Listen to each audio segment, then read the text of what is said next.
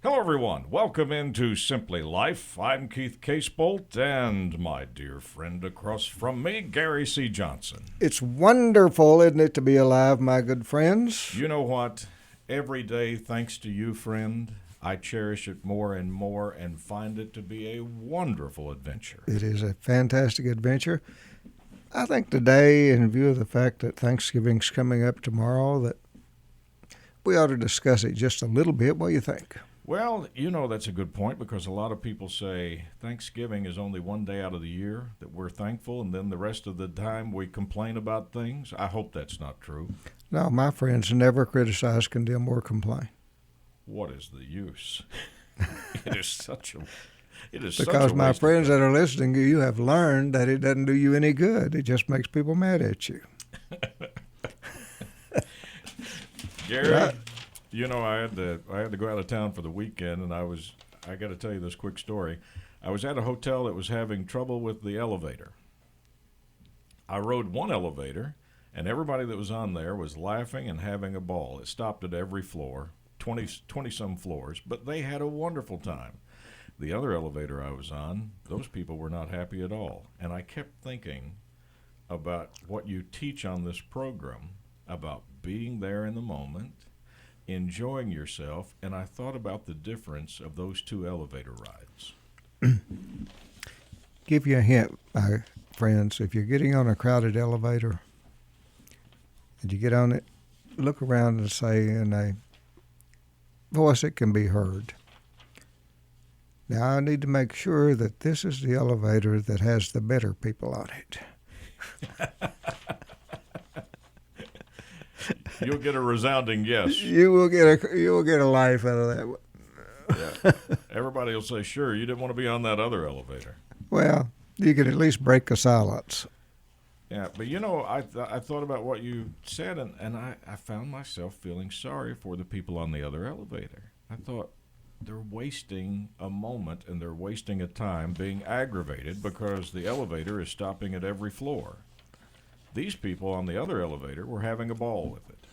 If you're having to spend time in a waiting room, try to strike up a conversation with some of the folks in there, if nothing else with just one of them, and listen to their story. Every one of you, my friends, has a story that is invaluable, that is unique only to you. And it is a story well worth listening to if someone would take the time to do it. So therefore, if you're in a waiting room, strike up a conversation with someone and see if you can get them to tell some of their story while you're waiting. You would be amazed how fast the time goes. And you're not just sitting there wanting to be somewhere else or looking at your phone or being in other words, you're there in the moment at the time living life. It'd be amazing what you find out, too. Yes, it is amazing what you will learn. And, okay, now Thanksgiving, okay. Number one, my friends, that you need to be thankful for is your family. Everyone in your family, period. All of them. If they're your family, be thankful for them. Now you're saying, but no, so-and-so, no, they're family. Be thankful you have family. Because if the world suddenly was about to come to an end, the folks that would be there for you and with you would be your family. Without a shadow of a doubt. Regardless of how bad you're fighting or quarreling at each other or whatever, your family is the most important thing in your life. Your children, most important thing in your life, period. Family. Your parents. Remember that, folks. This is important. Be thankful that you have a family. There are those that don't. Gary, it is so easy to lose sight of the true treasures around you, what you're mentioning about with your family, and put value on other things, cars, houses, whatever. But the true wealth that you're talking about, and unfortunately sometimes we don't realize it until we lose it, is that family unit and the people that are around you. Number two, Be thankful for your health. Because without your health, you really cannot have a quality of life. And I've got to tell you, since you did the program on the love of your life being your body, I've actually been practicing what you told us on this program. I've been actually having conversations with the body. Hey, old boy, how about I take you out for a walk? I think you would enjoy a good walk. How about a good stretch? Yeah. And you know, it is amazing. I've laughed when I've been doing this, but it's amazing that all of a sudden you start showing a little bit more respect to the body. As we said on that program, you have to respect and love your own body because it's all you got. It will be with you for the rest of your life. In whatever shape. In whatever. that you determine. And remember when we talked about how that when we think of the future, that we think in terms of ourselves as a stranger in the future, Mm-hmm. that we don't think of ourselves as being us. Therefore, we treat ourselves and our body as though we are a stranger. It's going to be a stranger, and we don't care for ourselves. We don't take care of ourselves. We don't eat properly. We don't exercise. We don't do the things that we would need to do if we were looking into the future and seeing that that stranger is really going to be us. So we can look back at old pictures and say, oh, that's me. But we can't look into the future and see that person because that person's going to be a stranger. We've not met that person yet. We don't know them. We know the other one. We know the others. Not the one to come. So that's why it is so important, my friends, to look in the mirror every morning and say to yourself, I love you. Hey, kid, you're all I got. Yes, and looking over the situation here, maybe I can help take a little better care of you. Seeing as you're all I've got and you've stuck with me, how about I treat you a little bit better? Yeah. How about I give you a little walk or an exercise or something? Yeah, maybe have a good night's sleep or something like that, just to reward you for being with me. No, you're not getting a beer. But if you're good all week, maybe this weekend. Yeah.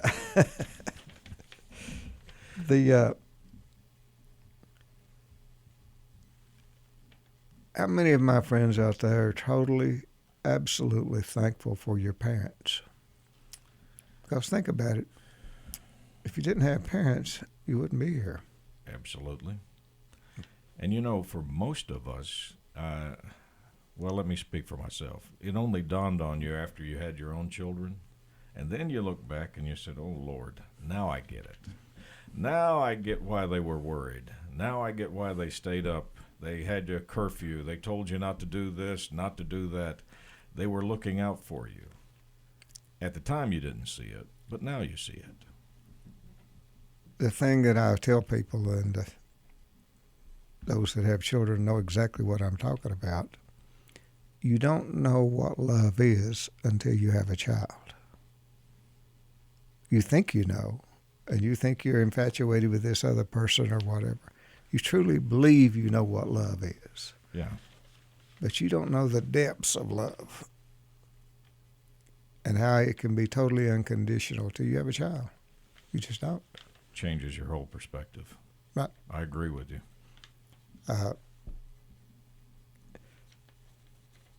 Be thankful for the fact, my friends, that you have a home, that you have a roof over your head. There are many, many thousands of people in this country that don't. Unfortunately, Gary, that's true. And, you know, for those individuals, how traumatic is that? That they've found themselves in a situation where they're homeless or they're trying to find a place to stay. I mean, bless them every one, because that has to be a tough situation. Be thankful that you have the means to lend a helping hand to someone. That could be the best ever. And Yeah. on top of that, let's be thankful that there's people that are providing services, providing meals. I mean, this Thanksgiving, I'm sure there's going to be so many volunteers trying to serve hot dinners and trying to give and to try to help the people that are less fortunate. And for those people pouring out their heart like they are, what a great gift. Be thankful for the fact that the good Lord chose to have you be born. Well, that was the ultimate lottery, wasn't it? Yeah, that he chose to let you win. Yeah. And chose for you to be here on earth, unique in every way, different than everyone else. Be thankful for the fact that you're different.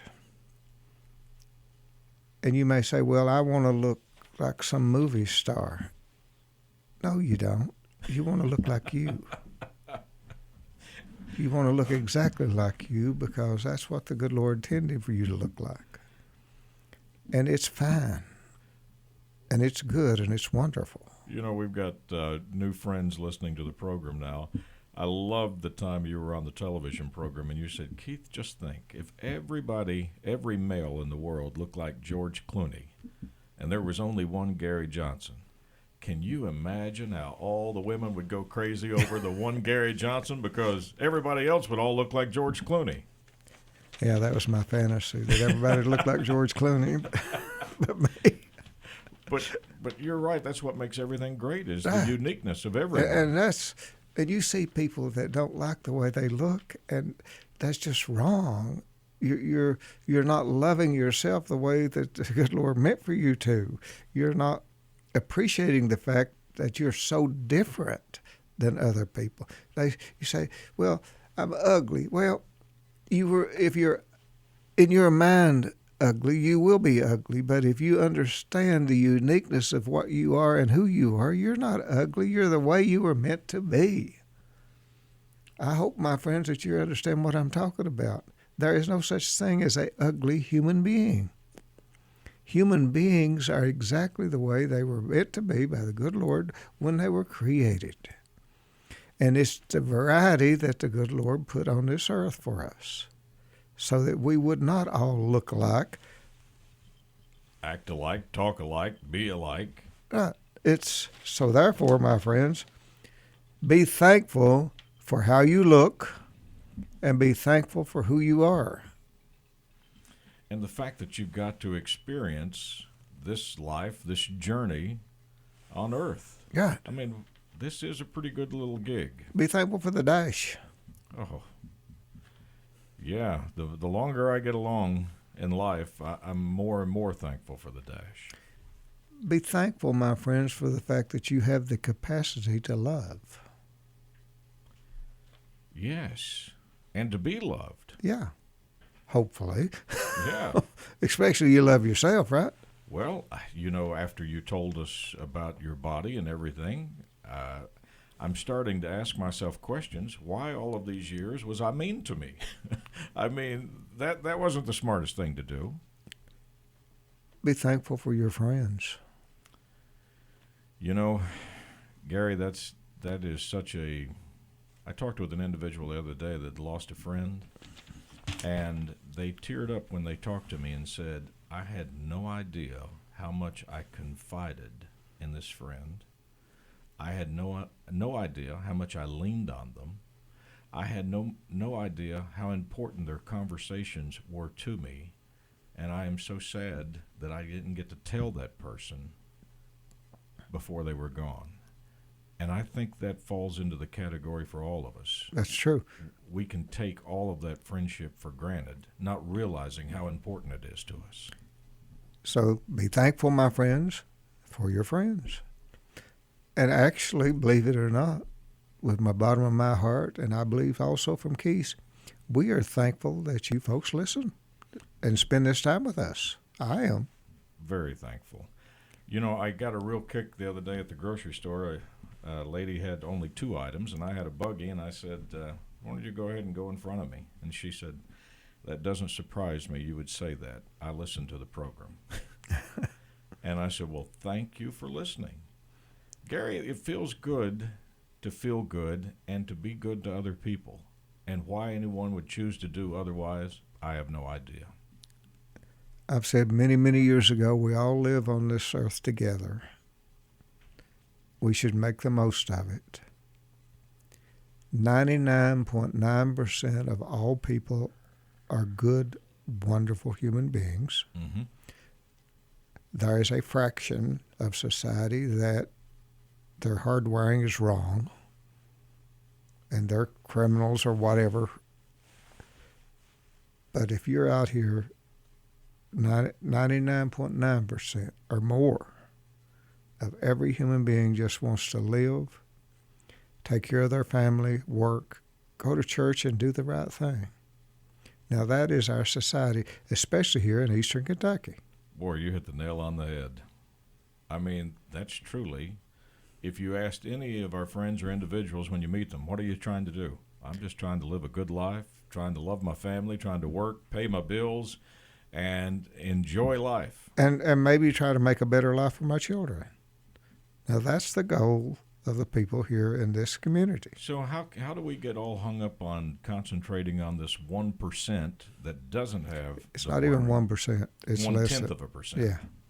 Is it because of the media that The media, since good people doing good things don't make good news. it's not sensational, is it? Right. Yeah. So we look for that headline of the horrible thing that happened across America, and we focus in on that, and then we've got all these wonderful things in our neighborhood that we lose sight of. Right. And what that people are doing to help other people. It never gets publicized because it's not news, when that should be the concentration. If someone kills someone, their name should never be mentioned on the media. I 100% agree with that. They should never get any notoriety for that. They should never get any attention for it. They should be swept under the rug, and that's the end of it. The unnamed assassin or the unnamed killer do not. So that if anyone's going to go out in order to get their name in the paper or get on the news by killing someone, they will know that's not going to happen. You're 100% right. We've got it all backwards. The headline on the 6 o'clock news is going to be so-and-so committed heinous crime. But we don't have the headline that says this great individual saved a life today, or they donated an organ, a kidney to someone and saved their life, or they pulled someone out of the stream from drowning. We don't see those stories. That's right. They're never the headlines. But that's not ours to do, right? No, ours is to think. And so many times you've pointed out the only thing that you can control is your own thoughts. You can control how you choose to look at the things around you. You can control totally how you treat the people around you. You can control totally whether or not you criticize, condemn, or complain. Mm-hmm. You can control whether or not you're going to be impeccable with the word. You can control whether or not you choose to take things personal. You can control whether or not you are going to make assumptions that usually are wrong. And you can absolutely control whether or not you love yourself. That's your choice. Now, if you learn how to do those and you practice those, my friends, you will smile and you will be happy. Now, that's the biggie. You always said, Keith, you can control it. You can choose to be happy. And I said, wait a minute. You can control your anger. Yeah. Early on, I used to say, but Gary, all these things are going on around me. This is happening. This is happening. How can I choose to be happy? But you're 100% right. Whatever's going on, you can choose to be happy. Like I say, my friends, you won the lottery. You're born. So we all run and get in line when we see the Mega Millions go up in the lottery, not realizing that we won that lottery a long time ago. That's right. The biggest and the best of all. So, my friends, have a happy Thanksgiving. Be thankful and understand your own worth. Because if you're worthy to the good Lord, you're worthy to everybody else. And Gary, you know, when you take that time to pause and bow your head, truly think in your mind of all the things that you're thankful for, and especially if the people around you. And if you know of someone that is in your community or around you that is not going to have someone with them, do the right thing. Step over and See them, call them, talk to them. Spend a few minutes of your dash with them, and you will be rewarded. You will have a happier Thanksgiving, that is for sure. Well, let's end it on saying how much we are thankful for the people that tune in, because you and I both get out a lot and we see and hear people and talk to them. And, you know, I'm kind of like you. It always surprises me when somebody says, hey, I'm listening or I'm watching. But the fact that they give us 30 minutes of their time, whether it be on the radio or on the television, to tune in, that's a pretty big honor. It's a gift. Thank you. Yeah, thank you indeed.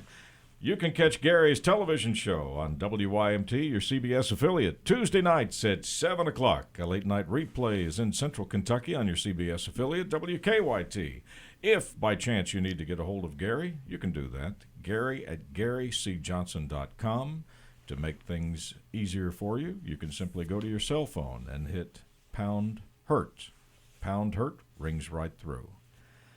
My friend, have a happy Thanksgiving. Oh, I plan on it.